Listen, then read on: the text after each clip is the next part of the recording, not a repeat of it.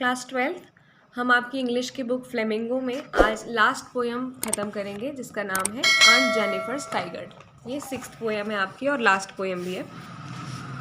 Adrienne Rich was born in Baltimore, Maryland. She is widely known for her involvement in the contemporary women's movement as a poet and a theorist. यानी जिनने ये poem लिखी है वो Baltimore Maryland USA में पैदा हुई थी और इन्होंने बहुत सारे वुमेन्स मूवमेंट में पार्ट लिया है। ये कवित्री भी हैं और थ्योरिस्ट भी हैं। She has published 19 volume of poetry, यानी इन्होंने 19 वॉल्यूम लिखी है पोएट्री की, 3 कलेक्शन ऐसेस के और अलग राइटिंग, और भी बहुत सारी राइटिंग्स हैं इनकी।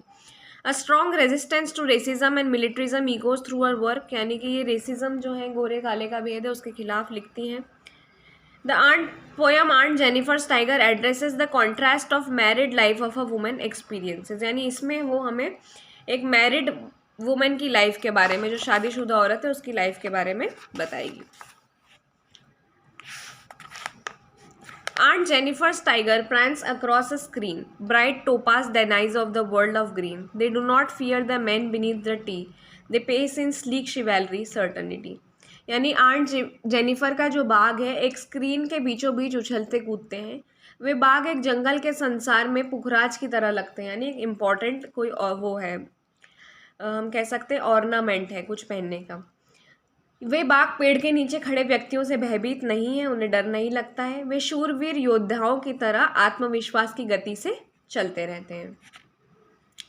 Aunt Jennifer's finger fluttering through her wool find even the ivory needle hard to pull, यानी आंट जेनिफर की जो उंगलियां हैं उसकी ऊन में तेज़ी से चल रही हैं।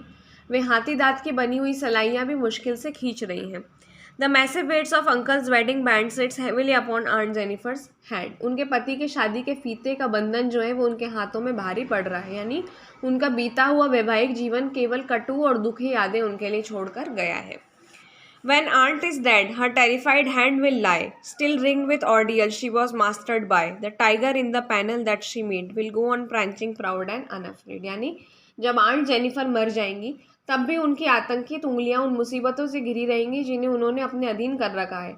यानी पट्टी पर जो बाग बना है उन्होंने बनाए हैं वे गर्वित भाव से निडर छलांग लगाते रहेंगे।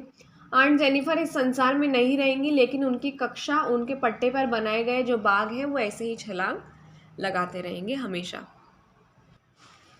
How do denizens and chivalry aid to our understanding of the tiger's attitude, यानी निवासी और वीरता जो शब्द हैं वो बाघों का व्यवहार के लिए हम कैसे समझ सकते हैं। डेनिजेंस मीन्स ड्वेलर्स, यानी इसका मतलब होता है निवासी।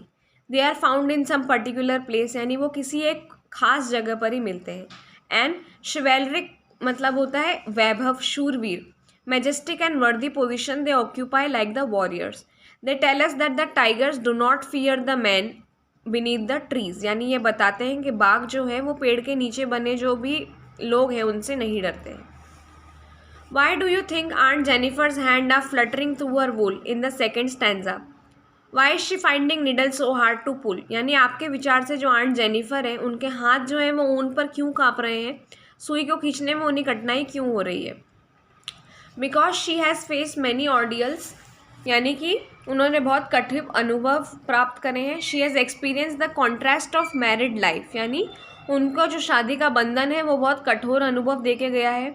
The massive weights of uncle's wedding band sits heavily upon her hand and therefore she is finding the needle so difficult to pull, यानी जो जिम्मेदारियां हैं अंकल के भारी शादी वाले पट्टे वो उनके हाथ पे काफ़ी भारी पड़ रहे हैं और इसलिए वो जो सुई है उसको कठिनाई से खींच पा रही है।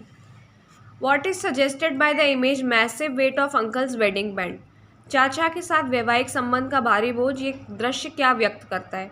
It suggest that Aunt Jennifer is experiencing the contrast of her manning life, she is living without freedom at all, यानी वो जिम्मेदारियों के नीचे दब गई हैं और बिना आज़ादी का जीवन वो यहाँ पर जी रही है। What or whom is Aunt Jennifer terrified with the third stanza, यानी कि तीसरे उसमें वो किससे भयभीत बताई गई हैं। In the third stanza Aunt Jennifer is terrified of the hard ordeals, वो डरी है जिम्मेदारियों से जो उन्हें उनकी मैरिड लाइफ में मिली हैं, जो पुरानी अनहैप्पी मेमोरीज हैं जो भी उनके दिमाग में आज भी ताज़ा हो जाती हैं, वो उन चीज़ों से डरती हैं। What are the ordeals Aunt Jennifer surrounded by and why is it significant that the poet uses the word ringed? What are the meanings of the word ringed in the poem? Aunt Jennifer जो है वो अभी भी सब जिम्मेदारियों से घिरी हुई है। टाइगर्स जो हैं उनके पैनल में वो उनके खुद के बनाए हुए हैं। The meaning of the word ringed in the poem are surrounded, faced or experience, यानी रिंग का मतलब है चारों तरफ से घिरा हुआ, सामना करता हुआ, अनुभव करा हुआ। Aunt Jennifer has experience the constant of her married life, उन्होंने अपनी बोझ को अनुभव करा है। Why do you think Aunt Jennifer created animals that are so different from our own character? What might be the poet suggesting through this difference? यानी आपको क्या लगता है आंट जेनिफर ने ऐसे जानवर को क्यों बनाया है जो उनके चरित्र से बिल्कुल विपरीत हैं? यानी कि ये ऐसे जानवर हैं जो फ्री रहते हैं, जो किसी से डरते नहीं हैं, और इसके विपरीत आंट जेनिफर का कैरेक्टर बताया गया है। तो ऐसा क्यों, क्या सुझाव देना चाहती हैं कवित्री? Aunt Jennifer's animals are different from her own character because she wanted the animals created by her to move freely in the world. क्योंकि वो चाहती थी कि जो उन्होंने जानवर बनाए हैं कम से कम वो तो फ्रीली घूमे, क्योंकि वो नहीं घूम पा रही हैं, वो अपनी मैरिड लाइफ में खुश नहीं है। वो चाहती थी कि ये जानवर खुश रहें। एनिमल्स सिम्बॉल है स्ट्रेंथ का, जो ये जानवर इन्होंने बताए हैं ये ताकत बताते हैं, निडरता बताते हैं, सुंदरता बताते हैं। They are prancing, they pace, seek chivalry, certainty, but the massive weight of the unpleasant experiences of her past life, her old fingers can't even put the needle fast.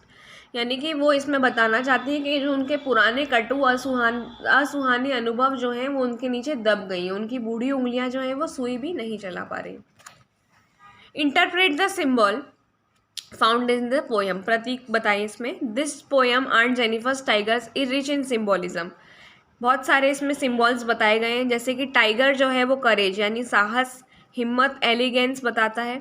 The massive weight of wedding band symbolizes ordeals, hardships and worried of married life, यानी जो एकदम भारीपन बताया गया है उनकी life में वो किस चीज़ का है, उनकी शादी का। शादी के बाद उनके ऊपर कितनी चिंताएं आ गई कि उनकी उंगलियां अब कांपने लगी हैं, वो शारीरिक तरीके से दुर्बल हो गई हैं, ये भी बताया गया है। और उनका जो हाथ है वो कपकपा रहा है, अब अग्नि परीक्षा से घिरा हुआ है, परेशानियों से घिरा हुआ है और चिंता से घिरा हुआ है। Do you sympathise with Aunt Jennifer, क्या आपको उनसे सहानुभूति है? क्या एटीट्यूड है स्पीकर का उनके प्रति? Yes we sympathise with Aunt Jennifer, यानी यहाँ हमें उनसे सहानुभूति है। उनका जो पोएटेस का एटीट्यूड है वो बहुत सहानुभूति, प्यार और स्नेह से भरा हुआ है। वो अपने पोएम के थ्रू बताना चाहती हैं सबको कि कितनी परेशानियाँ, कितनी चिंताएँ और कितनी सारी चीज़ें लाइफ में आती हैं एक शूरवीर की भांति, वो उनका डटकर मुकाबला करने को हमें कहती हैं।